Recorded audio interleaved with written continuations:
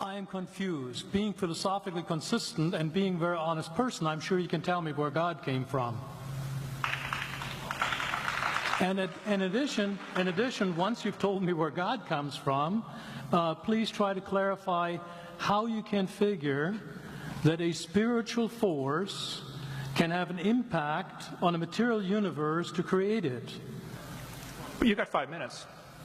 Now, I just want to know which question. That's all right. You may take the rest of the minute. We're supposed to do one question at a time. Which one would you like? That was part of the format for the debate. So which question? I want you to fill in the story of the rest of the beginning of the universe. God, spiritual matter, impact on material matter. Okay. So 2 questions. All right. Go ahead. All right, your question, where did God come from, assumes that you're thinking of the wrong, obviously it displays that you're thinking of the wrong God, because the God of the Bible is not affected by time, space, or matter. If he's affected by time, space, or matter, he's not God. Time, space, and matter is what we call a continuum. All of them have to come into existence at the same instant, because if there were matter but no space, where would you put it?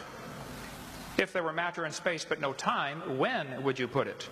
You cannot have time, space, or matter independently. They have to come into existence simultaneously. The Bible answers that in 10 words. In the beginning, there's time. God created the heaven, there's space, and the earth, there's matter. So you have time, space, matter, created a trinity of trinities there. Just, time is past, present, future. Space has length, width, height. Matter has solid, liquid, gas. You have a trinity of trinities created instantaneously. And the God who created them has to be outside of them. If he's limited by time, he's not God. The guy who created this computer is not in the computer. He's not running around in there changing the numbers on the screen, okay? The God who created this universe is outside of the universe. He's above it, beyond it, in it, through it. He's unaffected by it.